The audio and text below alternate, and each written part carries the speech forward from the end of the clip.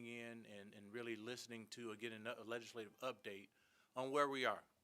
Right now, my colleagues are on the House floor right now debating the bill to take away your representation. And so I think that it's important for us to understand the impact of the case and the difference in the Callais case versus the Milligan case. The Milligan case was very clear, and my colleague, Representative Chris England, will go through the dynamics of the case and where we are. But the legislation that's before us on the Alabama House floor today deals with the congressional districts. They're attempting to preempt the Supreme Court decision on the Callais case to think that the Callais case and the Milligan case, Milligan versus Allen case, are the same. Well, Alito made it very clear, and my colleague will talk a little bit about this, that these are different cases. And so the Alabama case is still alive and well. However, this is just a precursor of the attempts that's going to be made to take away your right to vote. A state with about 30% African American, with their maps, it will be 0% representation at the congressional level. And so what they're attempting to do today is to undermine all of the things that have been fought for. And let me give you a brief history of where we are and where we've come from and where we are today. This bill's look to, it's not an election bill, this is a redistricting bill. This bill focuses a lot of its attention on undermining the very rights that you fought for. This moment does not exist in a vacuum. This is a moment of a long line of history. From the adoption of the 13th and 15th Amendment in 1865 and 1870, to the Voting Rights Act of 1965, to the election of Alabama's first African-American congressman since Reconstruction, Earl Hilliard, through the election of Congressman Arthur Davis, to the election of Congresswoman Terry Sewell. And then we go to the Holder case, which happened in 2013, the Shelby versus Holder case, which removed the preclearance and gutting of the VRA.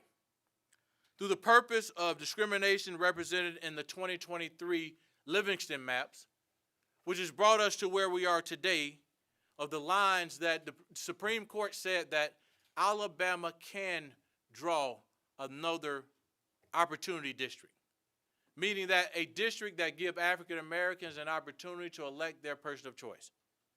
And in 2024, African Americans and the citizens in District 2 elected their person of choice, Congressman Shamari Figures.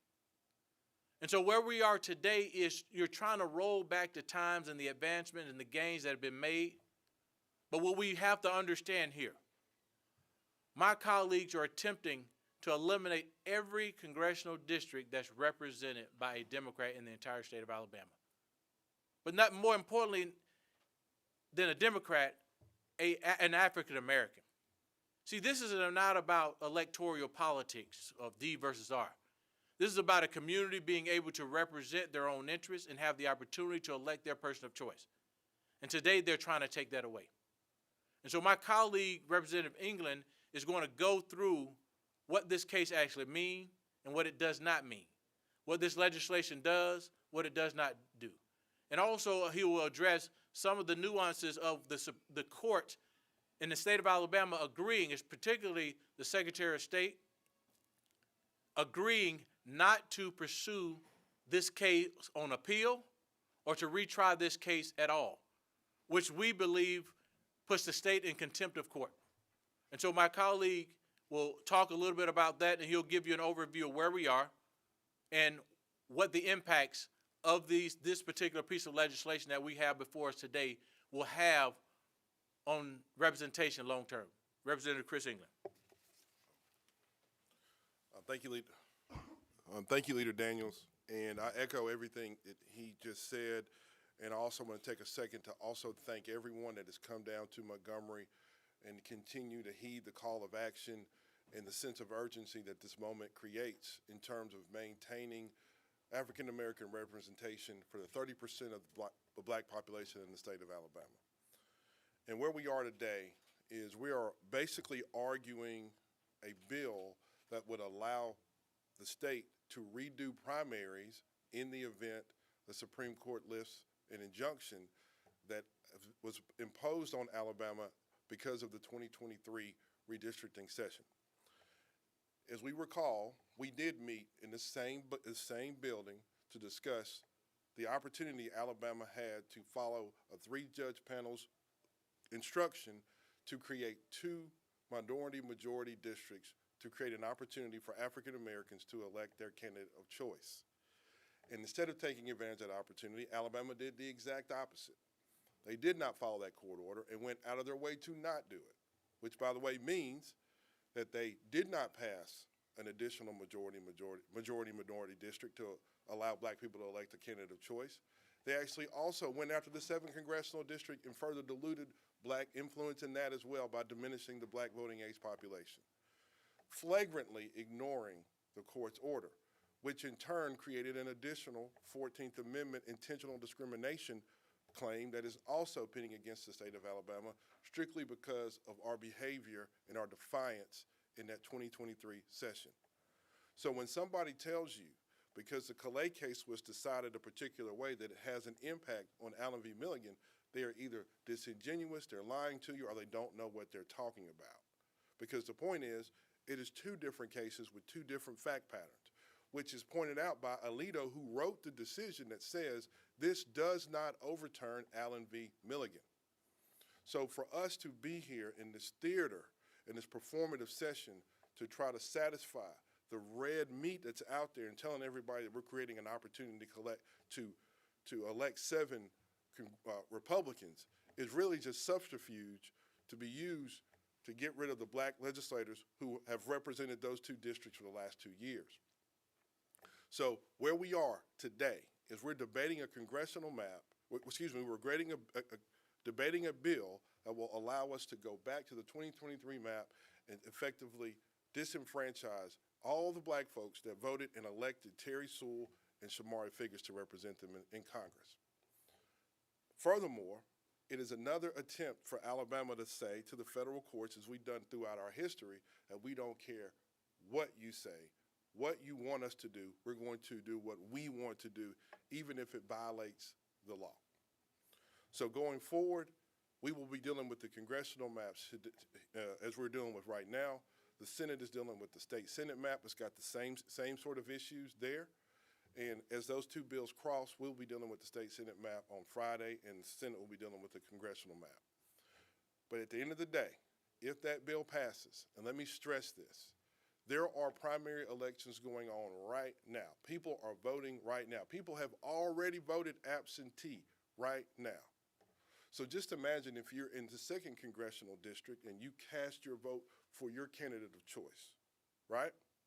And then, for whatever reason, the United States Supreme Court issues a ruling. Well, this bill will allow them to nullify every vote that was cast in that 2nd congressional, take away the victory that anybody has achieved in that primary, and make you go vote again. And in new districts where you may not have a candidate of choice anymore. These folks are so willing to trample over the rights of African Americans in the state that they're willing to nullify election results so they can get the desired results that they want. And that's what these bills do. So again, that's where we are. And from this point, I'll hand it back over to Representative Daniels. Thank you, Representative England. I'll also note for your reference that this legislation also repeals an existing law that will, right now there are runoffs. You have to have 50% plus 1 to win without a runoff. But this bill also repeals that process for the special election. So it'll be a plurality where the person with the most votes will win the primary. So we're actually changing the process. We're giving individuals the opportunity to not follow the same process as that we've been following for a number of years. And so how unfair is that? Right now you have individuals that are on the ballot on May 19th. And if there are 3 to 4 candidates in a race, there's a strong likelihood that there will be a runoff. Well, this law repeals that for the special, if the courts make a decision, this law repeals that portion of the law for a special circumstance for a special election, meaning that you will not have an opportunity to engage in a runoff if this particular piece of legislation passes on the congressional district and when we receive the state senate districts. And so the other piece, there is a provision that they've argued all the time, over and over again, that talks about how close the elections are to the general election, meaning that they've pleaded with the courts for a number of times, and I think that Justice Roberts have dealt with cases like this before, that was before him, that deals with the provision that where they're saying that the timeline, and this happened in 2017 or 2018, where the judges said that based upon the timelines and how close this election is to this decision, that we cannot hear this case because we cannot make a change or hear this case to force there to be an election, a special election, before the November election. But yet, the same people that advocated for that particular provision is now arguing against that same point. And so it's about fairness, guys. And let's talk about the cost. How much this will cost taxpayers. Special election. From a congressional standpoint, if a decision was made, there are approximately 4 seats that will be impacted by this. And so you will have to have a special election with 4 congressional seats. Let's look at the cost of that. That's about $5 million, $5.6 million. On top of the special session. So if we want to be really fiscal hawks and do what's right, instead of wasting the taxpayers' time, then we wouldn't even file an injunction on this case. But there's also some other pending cases,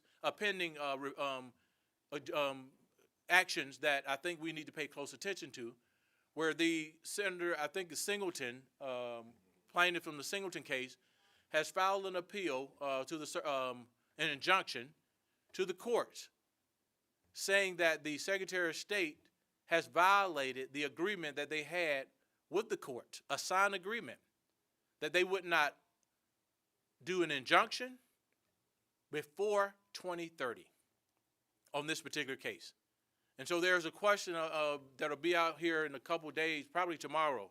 I think they'll be responding to that, of whether or not our Secretary of State, and I think also the Attorney General, has violated that order. And so we'll be waiting to see that. And furthermore, when I see public officials, their job is to represent the people. Once you're elected, your job is to represent all the people in your district, and in this case, in your state. But for you to say to the people of Alabama and to the communities that I represent that they don't deserve to have the representation from a congressional level, that's not the action of a politician. That's not the action of a public servant. All for political purposes. And so for us, this is simple. This case that we are dealing with, the Milligan versus Allen case, is totally separate and different from the Callais case. And Representative England talked about Alito's writing about this that says exactly what we've been saying here today. And so for me and my colleagues in the Democratic caucus, we believe that the state is certainly violating this agreement. And so we'll await the action from a court. Hopefully the courts will follow the law and not play partisanship and party politics, but do what's right for the people of this state. And hopefully this case will be an example for people all around the country. Thank you. And thank you for tuning in. I'll entertain any questions from the reporters that are here presently, and we'll answer any questions, Representative England and I, to do our best to address what we know about what's going on at this time. Yes, indeed. I have a couple, but I'll let anybody else jump in so I don't take up all the time. Have you guys communicated, you mentioned that people have already started voting with absentee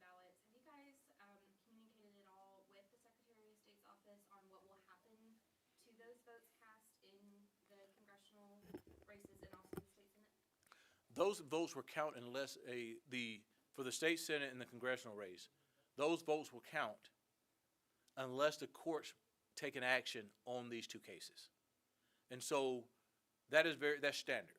And so the pieces of legislation that they have is in anticipating a ruling opposite of the ruling that was done before. If in fact a ruling happens that's counter to what's already been ruled upon, then there will be a special election. And they're giving the governor the ability to call the special election, and I think it's before August 29th. But if you look back in the records, these are all the same individuals that are applying this, what's the principle called? The Purcell principle.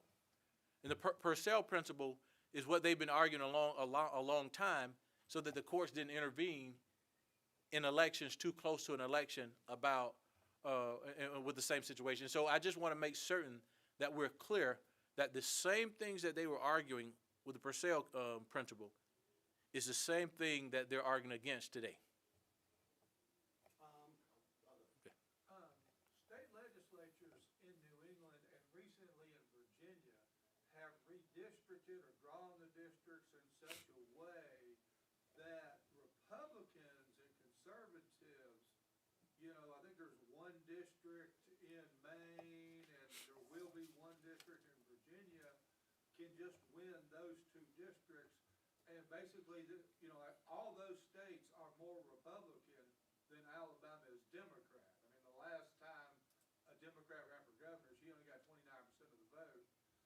Why is it fair for Republicans to be disenfranchised from Congress in Democrat-controlled states, but if we try to do the same thing in Republican-controlled states, all of a sudden it's no longer So fair? here's what I need you to understand about this case. I didn't say one thing about Republican versus Democrat. This is about race. This is not about Republican or Democrat. This is about race, giving the African American community the opportunity to elect their person of choice. So whatever other states did, and just so that I can refresh your memory, Texas started this whole process. I didn't see anybody, I didn't see you or anyone else jumping up and down when Texas did this same process. And so I think that in all fairness to these other states, if we're going to compare some, let's compare it to Alabama. Alabama there was a ruling in Alabama, and there's a ruling in Louisiana. Alabama is different from Louisiana. If it was one and the same, I believe the Supreme Court would have referenced that point in this final decision, but they didn't. And so when we're talking about Maine and these other places, I have no relationship or really know many people in these other places that you've mentioned. But you did not acknowledge Texas and what it did. And so for me, let's be fair about this process. And let's have real accountability and transparency if we want to have that debate. Thank you. I know Representative England talked about the 2023 map sort of did the opposite of what it was supposed to do in response to the 2021 map. However, the 2023 map was made allegedly to fix the problems with racial representation that they are now challenging the constitutionality of. So has anyone on your side, is there an idea of kind of flipping it on its head and challenging the 2023 map on the Callais, based on what Callais had to say? So here's what I will say. In most instances, people plan ahead. In this particular instance, knowing that the Callais case and the Milligan case are two different cases, and that Alito referenced the Alabama case in his decision, and so they're not one and the same. And so for me, I don't think we'll ever get to the point to where we would need to challenge the 2023 maps. But the 2023 maps were enjoined by the courts, so therefore the maps would not be the maps that Sewell and others ran in 22. This is a totally different map that also reduces the African American population in both Districts 2 and District 7. But when they did an electoral analysis of it, it showed you that these particular districts are not necessarily sustainable or give African Americans the opportunity to elect their person of choice, which is why the courts push back on that particular map. If the courts felt that map passed the test or the instructions that they've given, then they wouldn't have struck those maps down. So we basically drew maps that we know were unconstitutional to give the actual courts an opportunity to draw the district. The same thing we did in the Senate maps. But instead of trying so that we're not upsetting our buddies, we decided to let the courts draw it. So tell me, what confidence do the courts have in the system right here in this legislature? There is no confidence. And so for me, we have not been able to get it right. Personally, I think that we need to go back with a pre-clearance, because it's obvious that we are defying the court's orders, we're refusing to do what they instructed us to do, and we're taking the easy way out. And also, just want to point out that in the Allen v. Milligan case, when given the opportunity, the state said that these maps were not drawn for political reasons. So, in essence, the arguments that were successful in the Louisiana Callais case were not made in the Allen v. Milligan case. So that's why it was stressed, not only in Kagan's dissent, but also in Alito's majority opinion, that the Allen v. Milligan case is different. So the fact that our Attorney General and our Secretary of State is desperately calling everyone that will listen and say this is an emergency situation and we need to apply the Callais precedent to the Allen v. Milligan precedent either means, again, they're being disingenuous or they just hadn't read the opinion. But ultimately, we believe that because of the history and the precedent that was already been set, and the fact that a 5-4 court substantiated the ruling of the 3-judge panel in the Allen v. Milligan case, these questions have already been answered.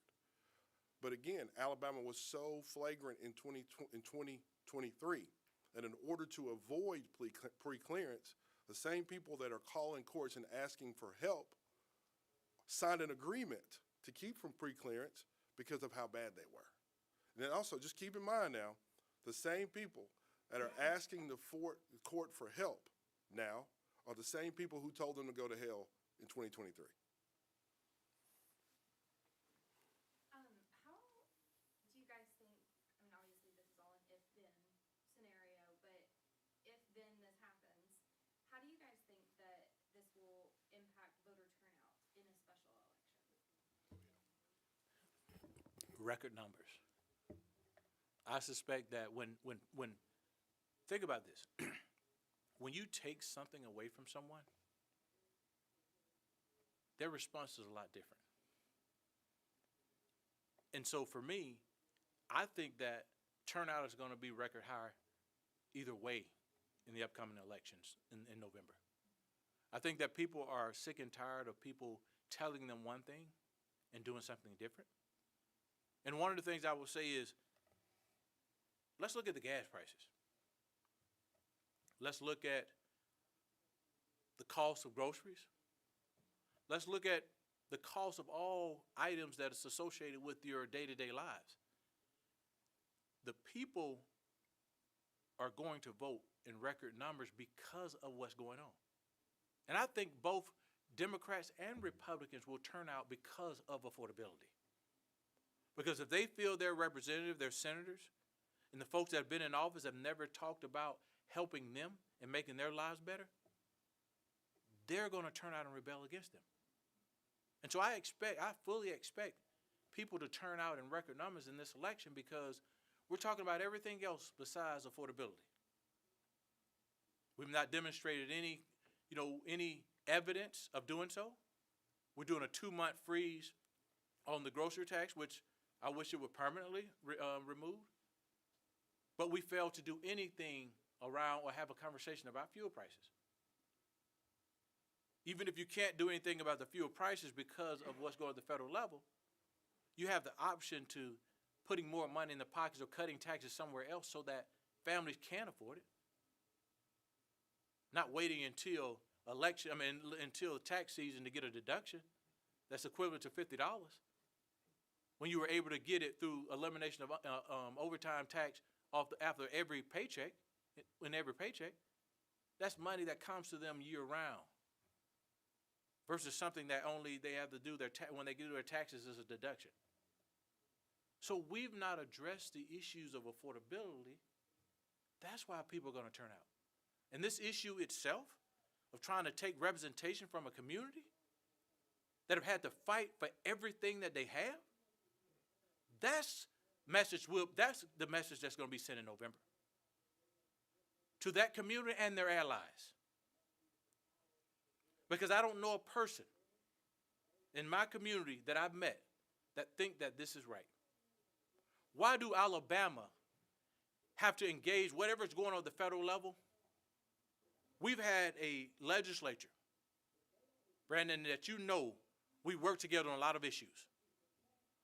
But for us to allow Washington, D.C. to make its way into cracking what's been built in Alabama, that's a shame. We've done so many great things for families. But yet we are we're allowing Washington, D.C. and this administration to control what we do in the Alabama legislature. We've always been an independent body. And so for me, this is simple. But I think that this thing is just the beginning. I think it's going to get worse. I think you'll see people, hey, you don't want my representation? Then you don't want my money in your bank.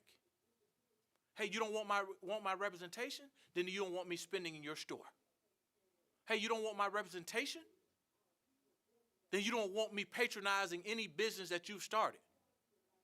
See, in every movement has to be economics in order to get anybody's attention. And see, I'm prepared to do that. I'm prepared to do that. And other people around this state are prepared to do that. There are people that did this during the Montgomery bus boycott that sent a serious message. Economics drives change. And I think we're on our way back to that. I've noticed besides the pro tem, a silence on the part of Republican lawmakers, specifically in your house. The Senate's a different thing. Have you been surprised on their silence about this, sort of coming in, holding their nose, voting, and trying to leave by the end of the week? You know, I think that for me, watching the committee meetings yesterday really bothered me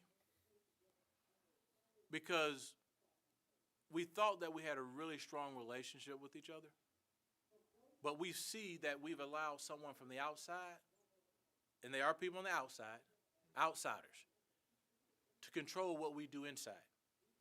And I was very surprised by that and very disappointed by that yesterday. Because for me, a part of representing a district is to bring their voices to the table, to have real conversations about the real problems that exist in their homes, in their communities, each and every day. But yet we've allowed the outside to drive what we do in the inside. And so I'm surprised. I'm disappointed. And after last night, I think it's going to get worse. What happened in Indiana is going to drive more of a wedge in Alabama than you can ever imagine. Was it 5 out of 7 Senate seats that the president-endorsed candidate won the primary? So you're going to be seeing more of that across the country as a litmus test. And so for me, yes, I'm disappointed. Very disappointed. Because the same people that tell me that they love me, that tells me that I enjoy serving with you, is also telling me that I don't know that you should represent the people that you represent. That's the message that's being sent. And I feel that it's a cowardice act. Yes, Brandon. Long term, looking way ahead here, assuming, there's a lot of assumption here, pre-clearance has been, Shelby versus Holder got rid of pre-clearance. Louisiana versus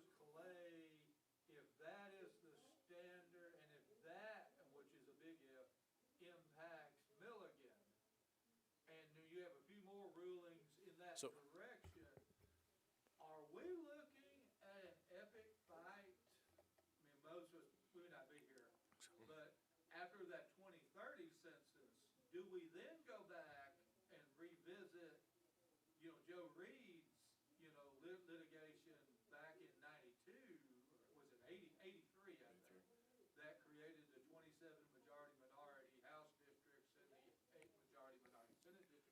Because you could redistrict this state if you So the, 10 and 4 pretty easily. but in the Callais case, there wasn't a 14th Amendment argument like the Alabama case. We are unique. We are unique. And so I like to compare apples to apples, not apples to grapes. And in this case, our situation is very unique.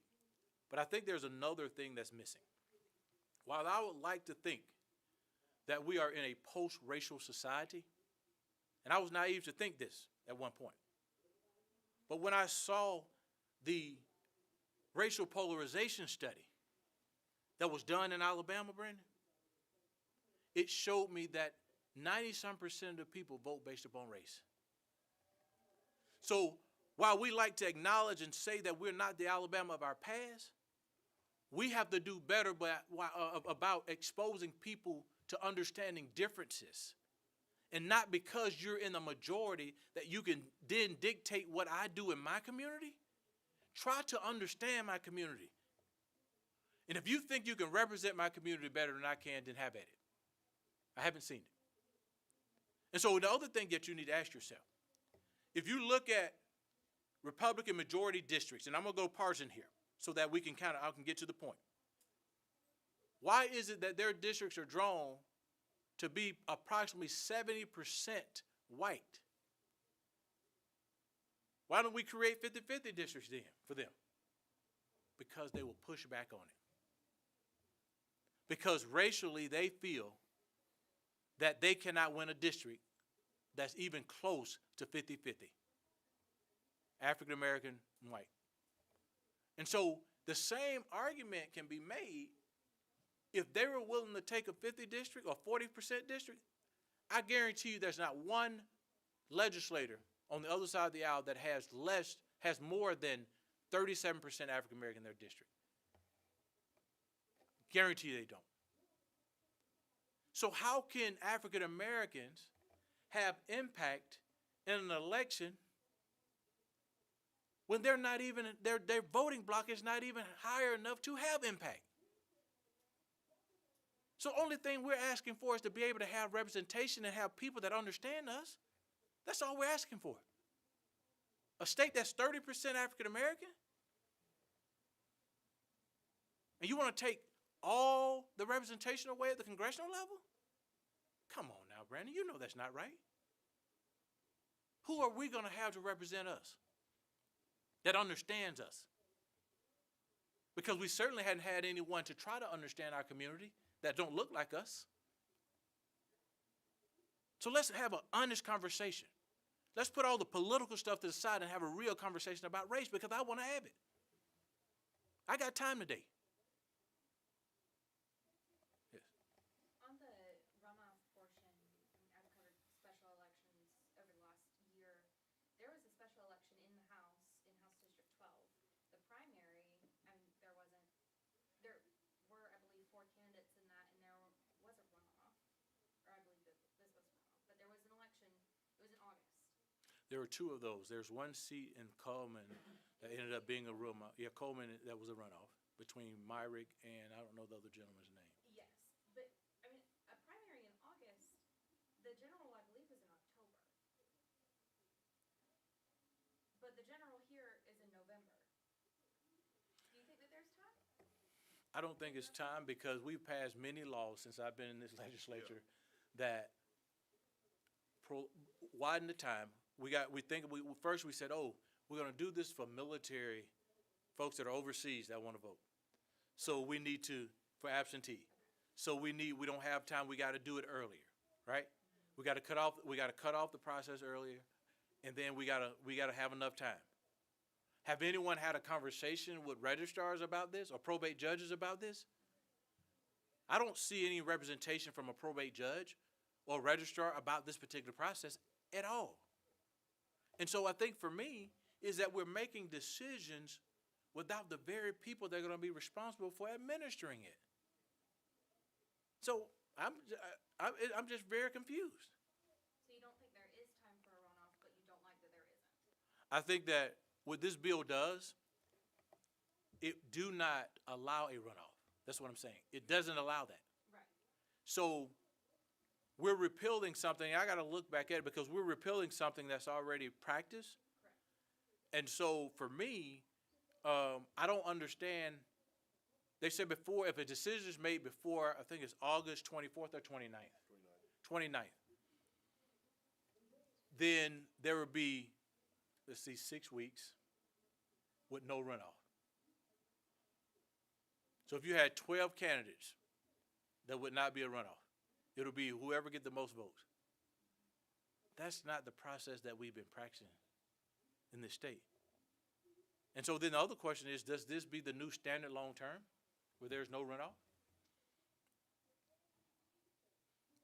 Some states do that. Yeah, but what I'm saying is, in this legislation, does this repeal it altogether to be the standard for all future runoffs? And I'm not certain about that. Yes. So we're saying the primary under this bill could be as late as, my Callais map, October 12th?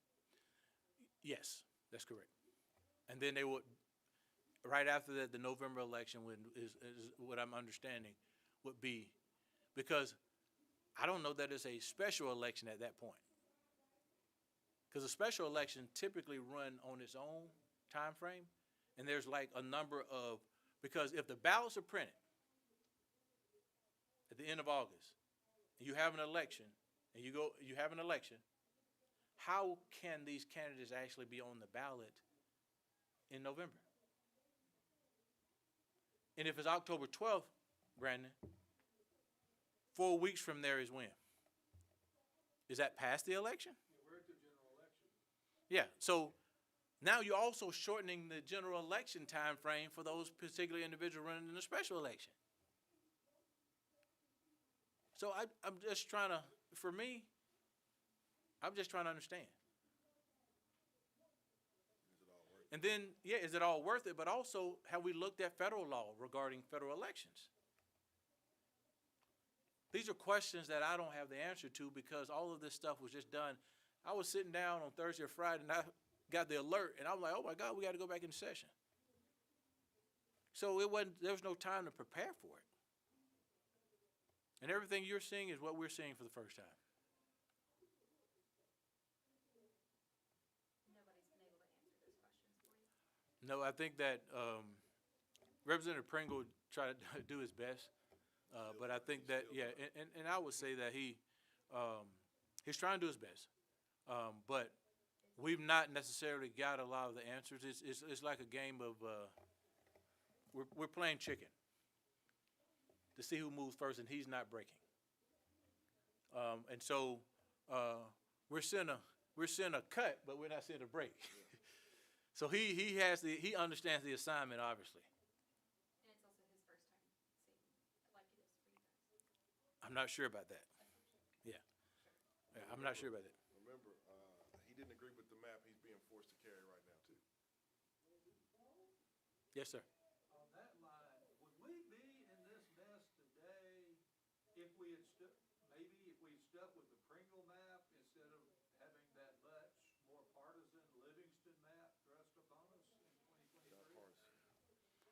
Well, I would have to look at the actual African-American percentages in those maps to see if African-Americans, It increased I think, to 36% African-American, and then Livingston came back with his map, which I think drops it to 28, which was just an increase from 23 to 5% move. so what I would say to that is that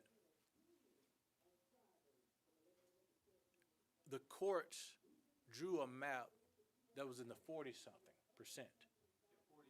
48%.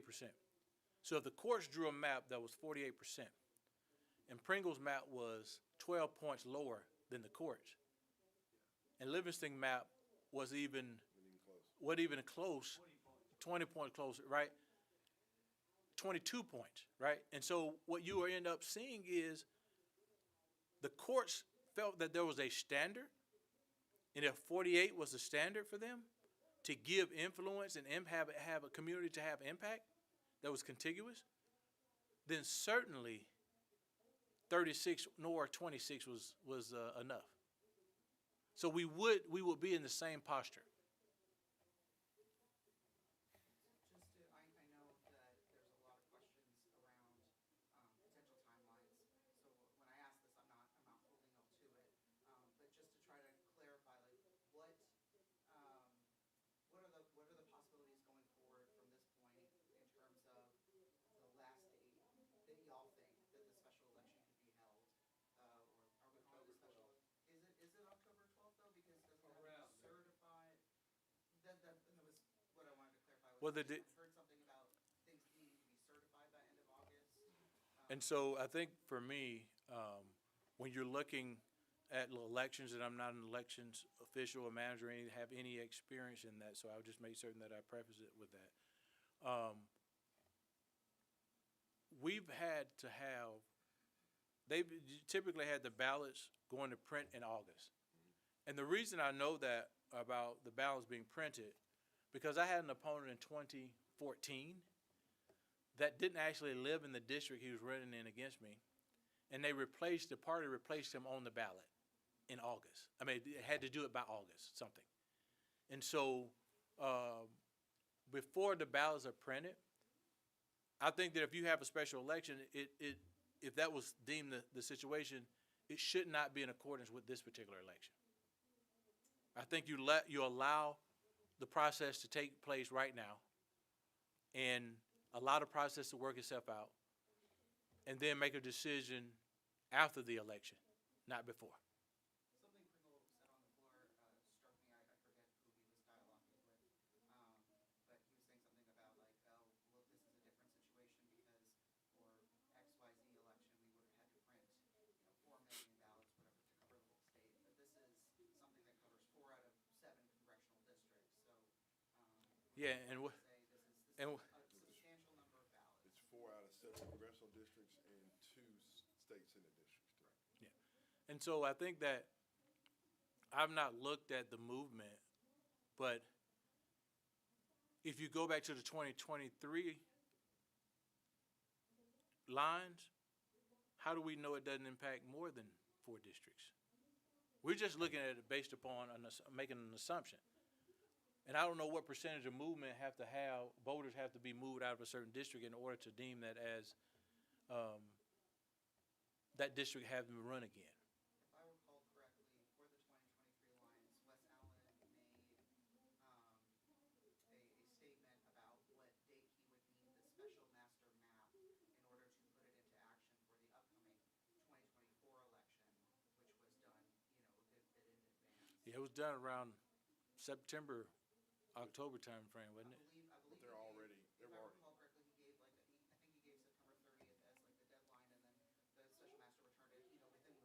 And the election was in March.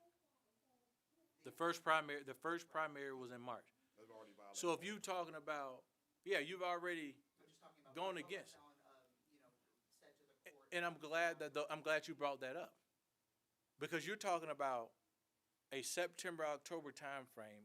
I think it was September decision, and you're talking about a March primary. The courts gave you how many months? He told the courts that.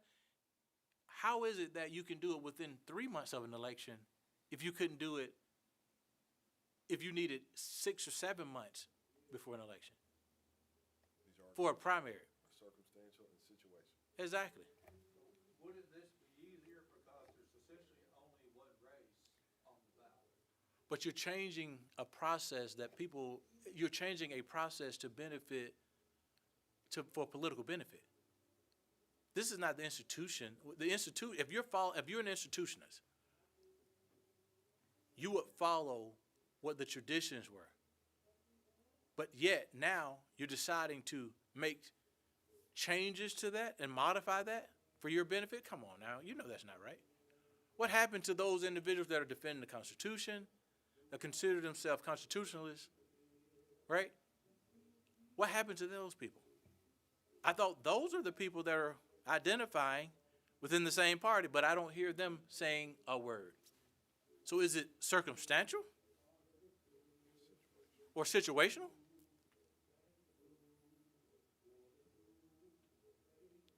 So, as they say in my community, you got to stop playing in my face. We in the State House. Bad. Is that it? Well, I've certainly, if I hadn't said this, I appreciate y'all for coming, because I think that it's important to have perspective from both sides of an issue. And whether you're on my side or not, I appreciate the opportunity to be able to share this information with you. So thank you. Thank y'all. And I'll say it again, we in the State House.